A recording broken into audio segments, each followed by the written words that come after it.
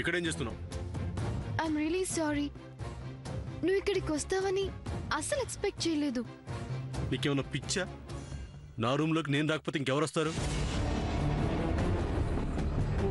అసలు నువ్వు నా రూమ్లోకి ఎందుకు వచ్చావు? అది అది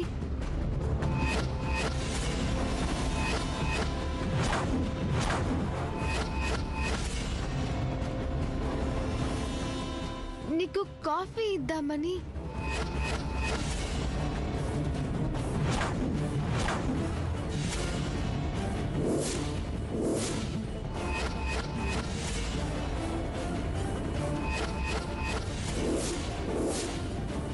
అమ్మ తల్లి, నీకో దండం. నీ కాఫీ వద్దు, నువ్వు వద్దు. ముందు బయటికెళ్ళు. అది కాదు చేదు, కాఫీ. షర్ట్ మీద కాఫీ పడింది కదా, వాష్ చేసి ఇద్దామని. ఏం అక్కర్లేదు, ఇవ్వు.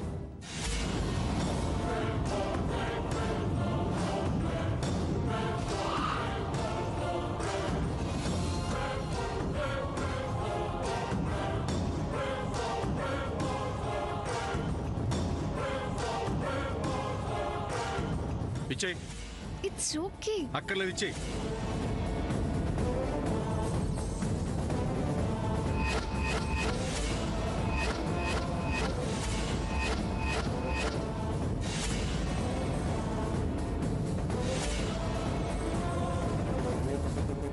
అమ్మో, ఎంత పెద్ద గేమ్ ఆడింది నాతో. అత్తయ్య గారు పర్మిషన్ ఇచ్చినట్టు పెద్ద పోజు కొట్టింది. నా పరువంతా తీసి పారేసింది అత్త. పూజ అంటే వెంటనే ఊ అంటుంది అనుకున్నాను. అలాంటివేమీ పెట్టుకోవద్దు అని ఒకసారి కాదు, రెండు సార్లు చెప్పేసి వెళ్ళింది. అసలు అమ్మకు తెలియకుండా పూజ ఎందుకు పెట్టుకున్నావు? పోనీ ధైర్యం ఉందా అంటే అది లేదు. అవునండి, లేదు. కానీ నా స్టైల్లో నేనే నెమ్మదిగా అతను చూసుకుని అత్తయ్య గారి దగ్గరికి వెళ్లి కిట్టి పార్టీ గురించి అడుగుదాం అనుకున్నాను. ఈవిడ గారు అనవసరంగా నా పనిని చెడగొట్టడానికి లేని పని పూజలు పెట్టుకుంది. పోని తన పని అయిందా అంటే అది లేదు. నా పని చెడితే చెడింది, కానీ దాని పని అస్సలు జరగకూడదు. కానీ ఒక్క చిక్కొచ్చి పడిందే. అందర్నీ బొట్టు పెట్టి పిలిచేసుకున్నా. ఇప్పుడు పూజ లేదు, గీజా లేదు అంటే బాగోదు కదా. అస్సలు బాగోదు. పైగా అందరికీ బడాయిలు కొట్టి రాను అన్న వాళ్ళని కూడా బలవంతంగా పిలిచాను. ఇప్పుడు ఎలా? ఇవాళ గనుక కిట్టి పార్టీ క్యాన్సిల్ చేశానా, జీవితాంతం ఎత్తి పొడుస్తూనే ఉంటారు. వాళ్ళు ఎత్తి పొడుపులైనా భరించొచ్చేమో, కానీ నా తోటి కోడల ముందు ఈ అవమానం మాత్రం భరించలేను. చచ్చిన భరించను. ఆలోచిస్తాను.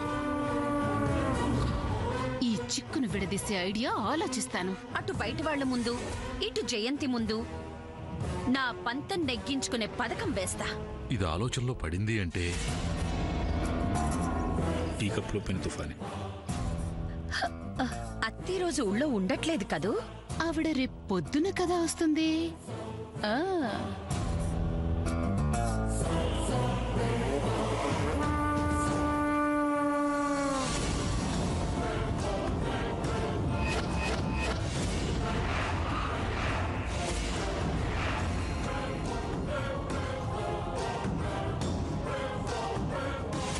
అసలు వీడు నా మనవడేనా?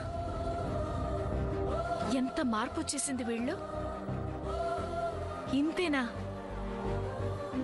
వీడికి నాకు మధ్య ఉన్న అనుబంధం? అవునులే, వీడు ఒక మగపిల్లాడేగా. అందుకే వీడికి ముసలిదాంతో మాట్లాడే టైం కూడా ఉండటం లేదు. కనీసం వెళ్లే ముందు ఒకసారి చెప్పైనా వెళ్దామని వచ్చాను. కానీ మనవడు మన చేతిలో లేడని తెలిసిపోయింది.